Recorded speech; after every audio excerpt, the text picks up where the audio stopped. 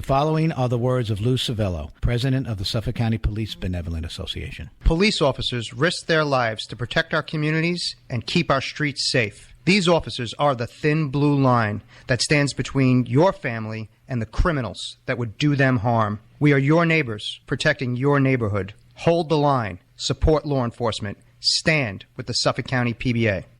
The following radio show is live, except for the announcement you're hearing right now. Welcome back to Your Island Live with your host, Tom Schiliro, on 103.9 LI News Radio.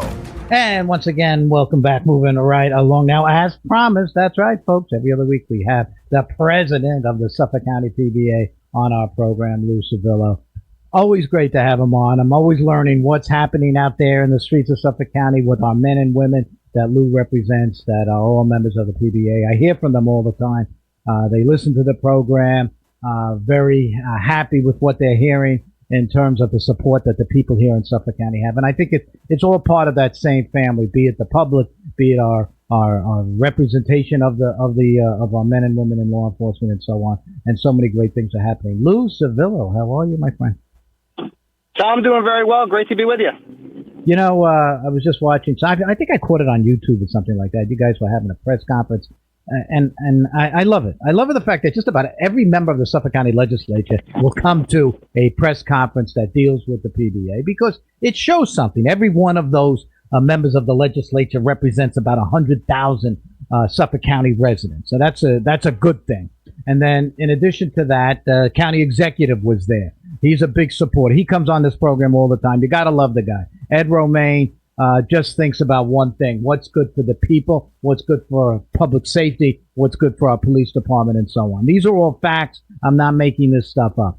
But the content of what I gathered was the press conference was to honor some of the officers that we have. And I feel, Lou, even though you've been a strong proponent of that, we just don't do that enough. You know, the PBA does their job, but it has to be done more in the media and so on. And I think they tend to ignore that. And let's take that question first. And then I want to talk about the officers that were being honored. Lucifer. Yes, Tom. So, you know, you're exactly right. You know, the media is just so biased. And thank you for following us on social media, because that really is the best tool that we have, along with your show, in order to combat that and to really highlight the work that our brave men and women are doing here in the Suffolk County PD and give them a fair shake, because they just don't get it. We recently had our awards ceremony, Tom, where we recognized the heroic deeds throughout the year. And when you listened to some of the things that our members did, diving into icy water to save people, delivering babies, tracking down murderers, breaking violent theft rings, you know, each and every one, it sounds like the plot to a blockbuster movie, but it is very, very real. And the danger is very real, along with the injuries that our officers sustained, like Officer Brendan Gallagher, who almost lost his life, Officer Joe Damon, who was recently shot. So, you know, these are real life dangers and challenges that our members face. They are truly heroic and brave, and we are second to none in terms of the dedication of this police department. Yeah, I think that's important to underscore that, because a lot of times we get lost in a fog. We, meaning the public, we get lost in the fog. We don't seem to know how important it is for public safety. Look, when they do polling, they ask people, what is the most important thing to you? They all say the same thing: to be safe, be free of crime, and not to have fear when your son or your daughter or your grandchildren or your husband or your wife or your boyfriend or girlfriend goes out or wants to go to the shopping and so on. And that's all put on the backs of the men and women who are in the sector cars or in the patrol division and then the detective division, you know, all of that, and how important it is. And I think we all need to do our part, educate, to make sure people know what is happening out there. And I was very gratified to see the number of elected officials that participate with some of the activities that you do, and then of course our county executive and so on. Further, in the furtherance of that, we have some pretty unique cops out there. Again, you're talking about jumping in cold water. I know. I've been reading about some of those cases. It's incredible, what they're willing to do. And that represents, and I get very frustrated, but that represents law enforcement.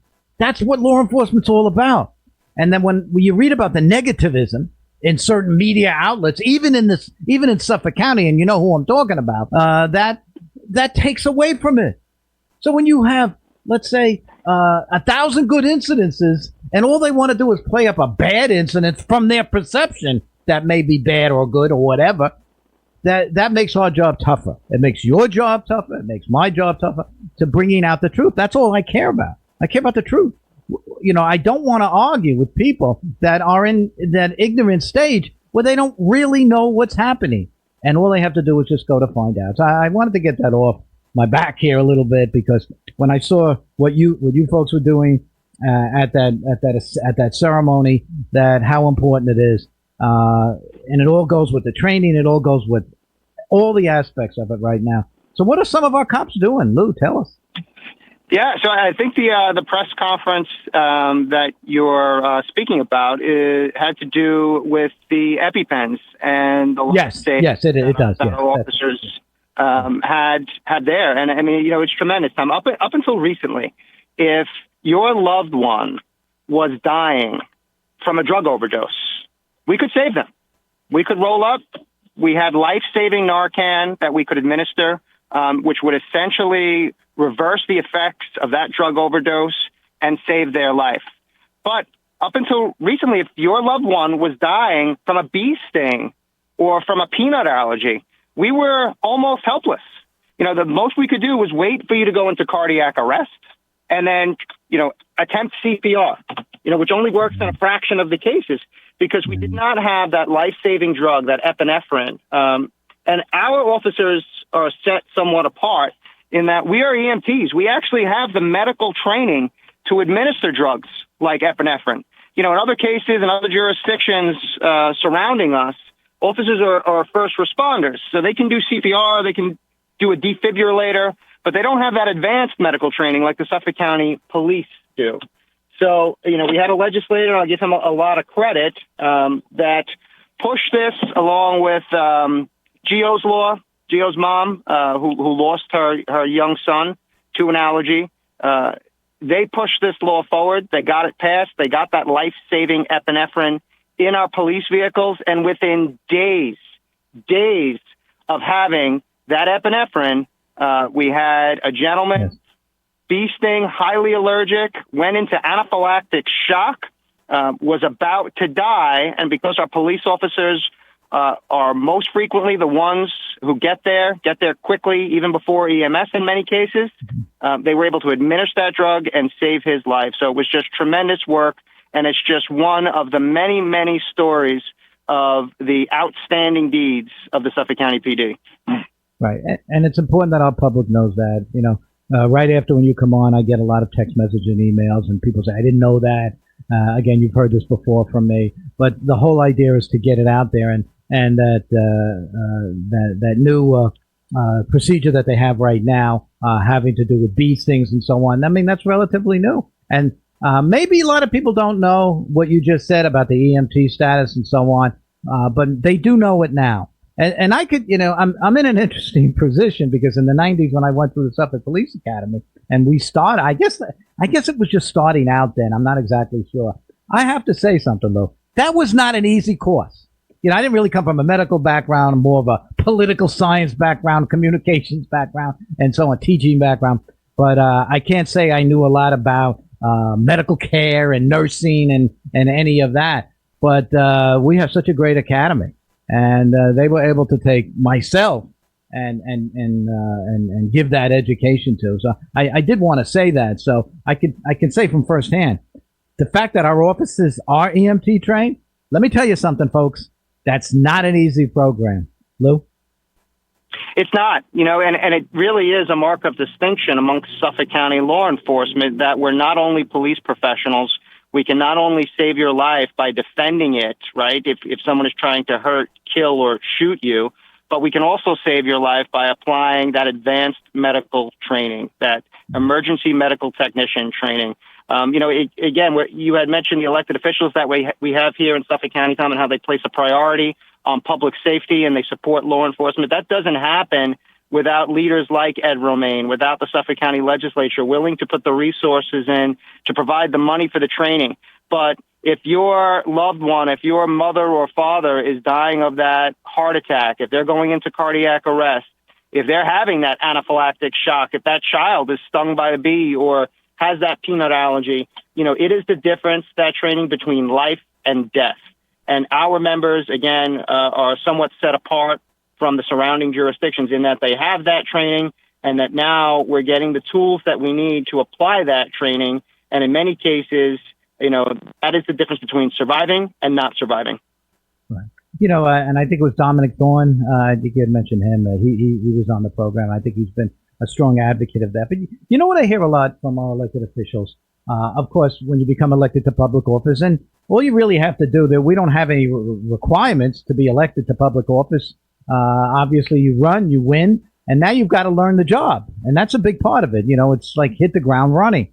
What a lot of them have said to me, be it legislators, members of the Assembly, members of the Senate, saying, I didn't know this about the police department and so on. And if it wasn't for, and again, and I think it's important that people know that there's no singular agency that will educate elected officials onto the needs of a police department other than a PBA, other than an organization such as what you head up as the president of Suffolk County PBA. If it wasn't for you folks and doing what you do, I don't think a lot of these elected officials, not through no fault of their own, would be educated to the nature of policing in a modern county in the United States of America. What you folks do. And I don't know if anybody's ever put it to you that way, but how important is that to let our elected officials know this is what we need? Go ahead, Lou.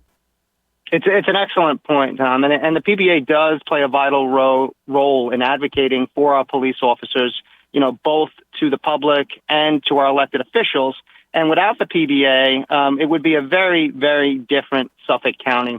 Let me give you an example, Tom, of what we're up against when we talk about anti-police bias, anti-police hate, really. So recently, the cop killer, the murderer, murdered a New Jersey state trooper, Asata Shakur, born, I believe, Joanne Byron. She murdered a New Jersey state trooper. She was also allegedly involved in other murders of police officers and various other criminal deeds. She fled to Cuba, never actually faced justice in this life. She recently passed, and the Chicago Teachers Union, and let me preface this by saying we have a great relationship with the teachers here in Suffolk County, but what an ignorant and reckless social media post by the Chicago Teachers Union. They put out a post hailing her as a freedom fighter, as a absolute hero, just completely disgraceful. And we responded, Tom, as the PBA, and we said, you must have misspelled the words "burn in hell," because that's exactly what she deserves. This individual who callously murdered a police officer. But yet you have somebody here or a group here that influences children, right? These are the people that shape young minds. And here they are hailing this vile cop killer as a hero. I mean, it's just a prime example of anti-police bias in our schools and a prime example of devaluing the lives of police officers. And it's important that we have an entity like the PBA that is willing to push back against these things, because if you didn't have us advocating for public safety here in Suffolk County and really across the state as PBAs do, your family would be much less safe. Yeah, exactly. I'm glad we're having this subject that we're talking about right now, because how important it is. I hear it all the time, that there is this organization such as the Suffolk County PBA and what they're able to do. And I do hear from elected officials. I didn't know until I spoke to Lou Civello, or I spoke to his board of directors and so on, and what they were saying, or when I got interviewed by them on their concerns when I was running for office, and how important that is that they are scrutinized as to their feelings. because there is so much anti-police sentiment. And I'm always shocked at it, Lou. I'm going to tell you, I'm shocked at it around the country. When you look at the governor of Chicago and what they say, and the example you just gave is just absolutely horrific. And I know that case very well, remembering when that happened many, many, many years ago. So yes, I agree with you in your sentiments on where that individual ought to be right now. That this is an issue that I guess nationally, if more people could be educated to how we are here in Suffolk County, to what the reality is. But Governor Pritzker and Brandon Johnson of Chicago, and I'm hoping the next mayor of New York City, and I'd be very careful to say that, will have a turnaround if it happens to be Zoran, if he happens to get elected, that he has a moment where he starts to see how important it is in public safety. Maybe he ought to come out to Suffolk County. Maybe he ought to give him a tour of our police department and what they're doing and the accomplishments of what is taking place. So this is all we can hope for. And you got a tough job there, but you guys are hitting 100 out of 100.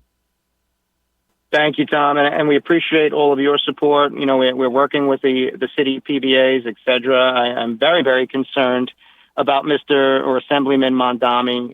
You know, it looks like he's going to be successful in that mayoral race. And if you take him at his word, you know, he simply believes that the NYPD is beyond redemption, that it's full of racist, you know, this false narrative, and that they need to be defunded. Those are his words. So, you know, you kind of have to take him at his word. I from your mouth to God's ears, Tom, I hope he has an epiphany. I hope he comes to see the heroic officers of the NYPD for what they are, and that is the safety blanket, that thin blue line between chaos and, you know, civility. I hope he does, and that the city does not devolve into some sort of apocalyptic movie. But that's a very real concern with him as the front runner from just listening to his statements. Yeah. I don't know if you had any members. We had a bunch of callers that called in yesterday that went Sunday to the Tunnels for Towers 5K race, and that includes our fire officers and certainly includes our police officers because of what Tunnels for Towers represented. Frank Silla was on my program many, many years ago when he got the Tunnels for Towers starting. But I got to see some of the video of people that were marching, people that listened to our program and so on. And Lou, I'm telling you, that it was such a good feeling to see that and the support for the uniformed services, and that includes NYPD and Nassau County Police Department and Suffolk County Police Department, of how people really feel. That's where the folks are, Lou. You know, like they talk about 80-20 issues. To me, it's like a 90-10 issue. People are on the side of what's right. And even in New York City, I don't know if you spoke to anybody that was at that event, though, but quite incredible, Lou. Yes, yeah, we actually sent a whole bus full of Suffolk County police officers that went there, that ran that race. I actually did it myself, Tom, the last 2 years. Wow. I did not go this year, and I don't know, I unfortunately had a conflict and could not go this year, but the last 2 years it poured, and this year they had beautiful weather, so maybe I was the good luck charm, I guess, this time by staying home. I don't know. But it is really a tremendous event. I've actually brought both my boys to do it. Have done it with me, and it really just inspires, especially in the younger generation who they weren't around for 9/11 and don't necessarily know what it means because they didn't live it like we did. Mm-hmm. So to run through that tunnel, to have that experience, you know, and realize what happened on that day and what it did to our country and for our country. It really is invaluable. And the other thing I would suggest, that not only supporting that great organization, the Tunnels to Towers, because they do so much tremendous work for our veterans, for our police, for our 9/11 families, but also take the time to visit the 9/11 museum, which last year when we went, I took my family there. And I tell you, Tom, if your eyes aren't filled with tears going through that museum, well, you don't have a heart, because it really is something else. And every New Yorker, everybody that lives in this state, and should take the time to visit that museum. Mm. Yeah, amen to that, because you know, I heard so much about that particular event. And like I said, I was on it. Frank Silla, when he first got started with this, actually came on the program to talk about this organization. And when he told me about his brother and what his brother did, it really shows you the heart and soul. And that goes for law enforcement too. And we have those heart and soul type of people out on the street. Final thoughts, Lou? Yeah, just God bless our 9/11 heroes, Tom. God bless our police officers and first responders. And thank you, Tom, for the work that you do. And thank you to your audience who is always supporting us. Absolutely. Once again, Lou Civello, president of Suffolk County PBA, with us every other Tuesday. Always a pleasure to have him on. Lou, have a great day. We'll talk to you again in 2 weeks. Thanks, Tom. Take care. Okay, we're going to take a short break. When we get back, let's talk to our district attorney, Ray Tierney. Coming up next, we'll be right back.